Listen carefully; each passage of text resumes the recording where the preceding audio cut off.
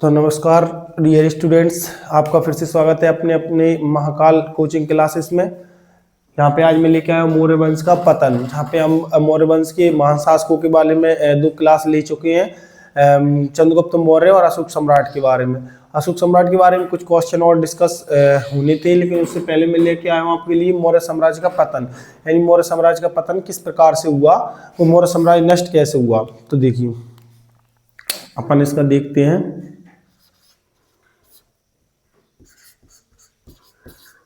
तो मौर्य साम्राज्य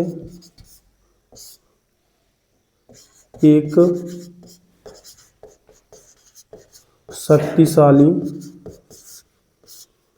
शक्तिशाली साम्राज्य था।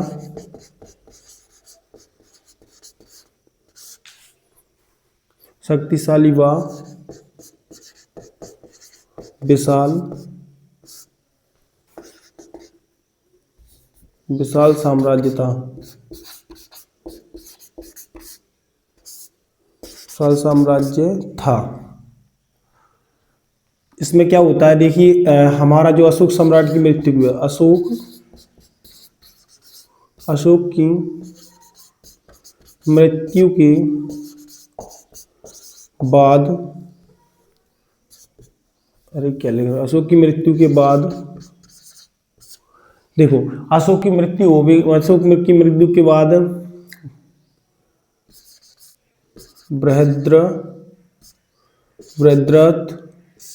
बृहद्रथ एवं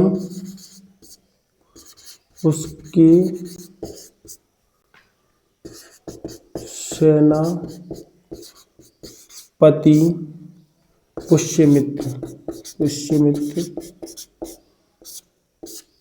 की क्या हो जाती है बेटा, मृत्यु हो जाती है। होती नहीं है, कर दी जाती। मृत्यु के बाद, फिर से बाद में सा आ गया, के बाद मौर्य साम्राज्य का पूर्णतः पतन हो जाता है। क्या हो जाता है बेटा, पूर्णतः पतन हो जाता है। अभी मैं लिख रहा हूं, और इसके निम्न कार्य हैं। क्या है, इसके निम्न कारण थे। निम्न कारण है। तो देखिए मौर्य साम्राज्य एक बहुत शक्तिशाली साम्राज्य था। क्या था, मौर्य साम्राज्य एक बहुत शक्तिशाली साम्राज्य था, बहुत विशाल साम्राज्य था, क्योंकि चंद्रगुप्त मौर्य ने इसका बहुत ज्यादा विस्तार कर दिया था। उसके बाद में फिर बिंदुसार ने सर्व इसको देख रेख करी। उसके बाद में अशोक आता है और अशोक ने इसका और अधिक विस्तार किया, और अशोक ने क्या कर लिया, बौद्ध धर्म को अपना लिया। उसके बाद में क्या होता है, इस अशोक ने भी इसका बहुत विस्तार कर दिया। उसके बाद में अशोक का, जैसे अशोक की मृत्यु होती है, उसके बाद में इसमें कोई योग्य शासक नहीं बचते इतने ज्यादा। तो इसमें क्या होता है, उसके अशोक में बृहद्रथ और पुष्यमित्र की जो मृत्यु के बाद में क्या हो जाता है, ये जो साम्राज्य होता है बहुत ज्यादा बलहीन हो जाता है, और इसका पूर्णतः विनाश हो जाता है। इसके कारण क्या थे, हम उसको जानते हैं। इसके कारण क्या थे, तो देखिए इसके कारण देखने हैं। तो नंबर 1 में हम सबसे पहले लिखते हैं अशोक की अहिंसा नीति।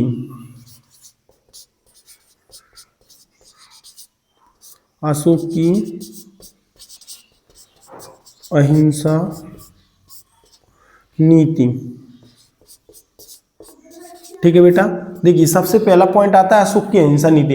अशोक ने क्या किया था, आपको पता है अशोक ने बौद्ध धर्म को अपना लिया था। तो यहाँ पे बात आती है अशोक की अहिंसा नीति। तो क्या होता है, अशोक ने बौद्ध धर्म अपनाने से क्या हो जाएगी, उसके सैनिक बल कमजोर पड़ गए। मैं बहुत शॉर्ट फॉर्म में लिखवाने वाला हूँ ये क्वेश्चन, और ये ध्यान रखना, ये 4 नंबर पक्के हैं। 12th वालों के लिए तो सबसे महत्वपूर्ण है, और कॉम्पिटिटिव एग्जाम्स के लिए वो है ही। अशोक की अहिंसा नीति में क्या होता है कि अशोक ने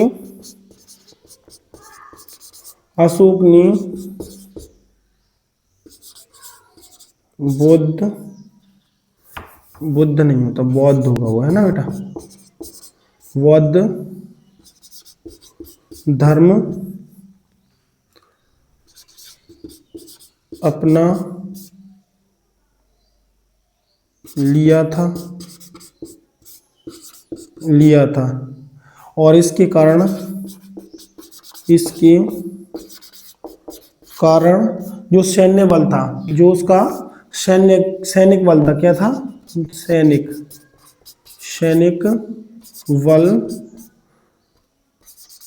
बल कमजोर, क्या हो गया? कमजोर पड़ गया, कमजोर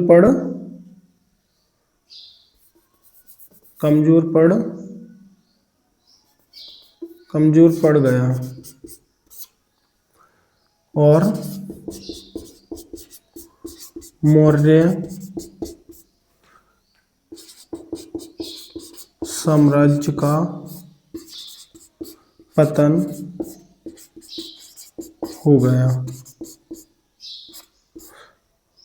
देखो बेटा, हमारे पास क्वालिटी भले ही थोड़ी बेकार हो, क्वालिटी थोड़ी अच्छी नहीं होगी, लेकिन जो मैटर मिल रहा है ना, तो हमें बहुत अच्छी क्वालिटी वाले भी प्रोवाइड नहीं कर पाएंगे, इतना याद रखना। इसलिए चैनल को सब्सक्राइब करें, वीडियो को लाइक एवं शेयर करें।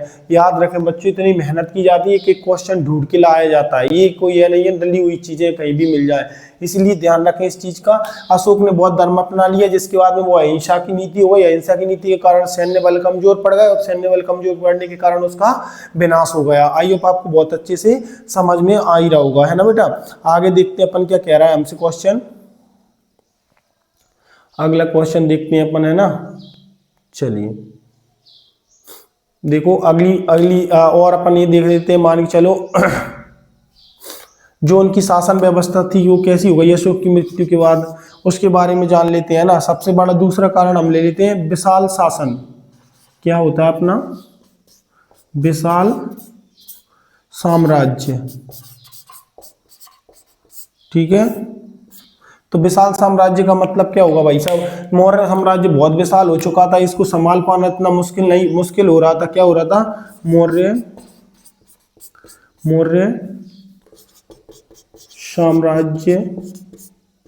साम्राज्य अरे यार बहुत विशाल हो चुका था, बहुत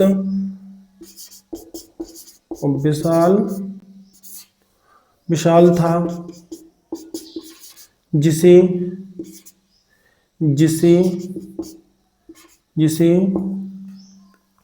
अशोक की मृत्यु के बाद कोई संभाल नहीं पाया। जिसे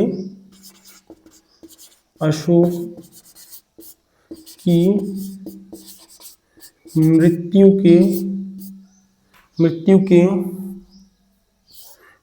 के बाद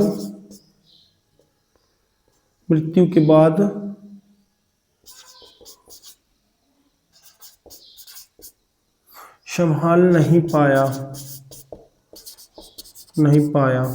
और ये भी एक क्या कारण बन जाता है उसके विशाल साम्राज्य के अंत का, उनके मौर्य साम्राज्य के पतन का कारण बनता। और देख लेते हैं, देखिए और देख लेते हैं अपन। मान के चलो अयोग्य शासक।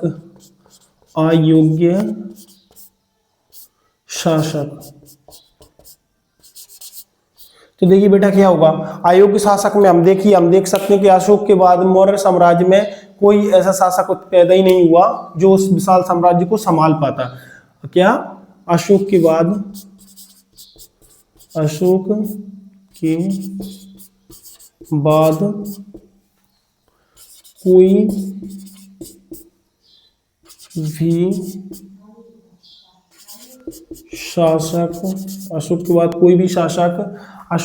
कोई भी शासक मौर्य साम्राज्य को नहीं संभाल पाया। मौर्य साम्राज्य को नहीं संभाल पाया, इस कारण मौर्य साम्राज्य का अंत हो गया। मौर्य साम्राज्य का पतन हो गया। ठीक है, देखिए आपको अच्छे से समझ में आ ही पा रहा होगा क्या होता है मेन चीज कि सीधी सी बात ये थी कि उस मौर्य साम्राज्य में अशोक के बाद ऐसा कोई शासक नहीं हो पाया जो उसे संभाल पाता, जिसकी वजह से क्या हो गया, मौर्य साम्राज्य का अंत हो गया। ठीक है, समझ पा रहे होंगे आप, थोड़ी लाइट मिस्टेक कर रही थी। चलिए आप देख पा रहे हैं, जल्दी से नोट डाउन कीजिए, मैं इसकी कुछ और फैक्ट लिखवाने वाला हूँ फटाफट, है ना। चलिए नोट डाउन करिए आप लोग। चलिए आपने नोट कर लिया ही होगा।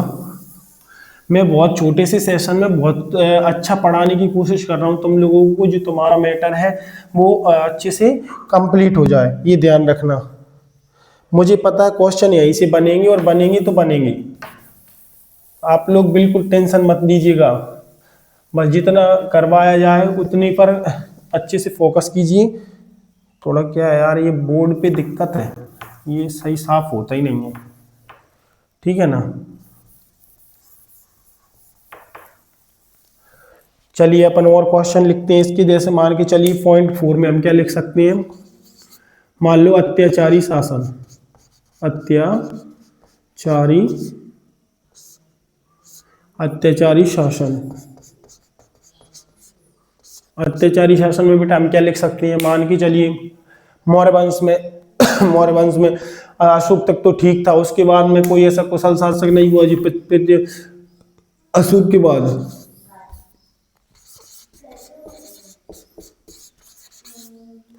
अशोक के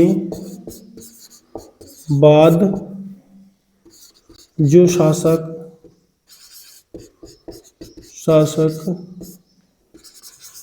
हुए वह प्रजा पर क्या कर रहे थे, वह प्रजा पर अत्याचार करते थे तथा उनके सेनापति भी प्रजा को बहुत हीन भाव से देखते थे, तथा उनके सेनापति भी प्रजा को क्या करती थी बेटा, हीन भाव से देखते थे। इसी कारण क्या होगा, देखते थे, इसी कारण मौर्य साम्राज्य का पतन हो गया। ठीक है, क्या हो गया, इस वजह से मौर्य साम्राज्य का पतन हो गया। समझ में आ रही है ना बात। चलिए और एक आध पॉइंट लिख लेते हैं, बस 4 नंबर में आने वाला है, अपन एक 5 पॉइंट लिख लेते हैं इसके। मान के चलो 5 पॉइंट हम क्या लिख लेते हैं, बाहरी आक्रमण, यानी कि वाय आक्रमण, बाह्य आक्रमण। ठीक है बेटा, तो देखो यहाँ पे मैं थोड़ा साफ कर लेता हूं, फटाफट नोट डाउन करते चलिए। ठीक है, बहुत छोटा सा सेशन है और बहुत छोटे से सेशन में बहुत अच्छा क्वेश्चन करवाया मैंने तुम्हें। ऐसे क्वेश्चन तुम याद नहीं कर पाते हो, इसीलिए मैंने आज ये क्वेश्चन यहाँ पे सॉल्व करवाया है। ठीक है, तो देखो बाह्य आक्रमण मौर्य साम्राज्य में क्या हुआ, अशोक की मृत्यु के बाद राज्य का क्या हो गया, विखंडन हो गया मौर्य साम्राज्य में, यानी कि अशोक की मृत्यु के बाद। लिखो फटाफट लिखो, अशोक की मृत्यु के बाद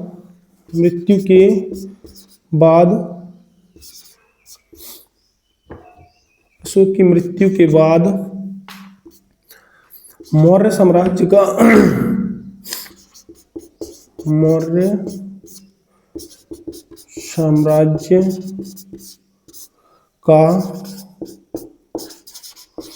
खंडन हो गया। ठीक है बेटा, अशोक की मृत्यु बाद मौर्य साम्राज्य का खंडन हो जाता है। खंडन होने के बाद क्या हो जाता है, मौर्य साम्राज्य कमजोर पड़ जाता है। क्या हो जाता है, मौर्य साम्राज्य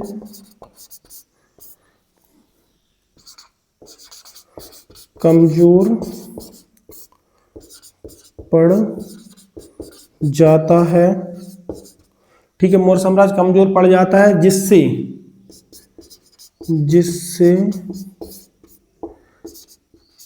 पड़ोसी राज्य आक्रमण कर देते हैं और मौर्य साम्राज्य का पतन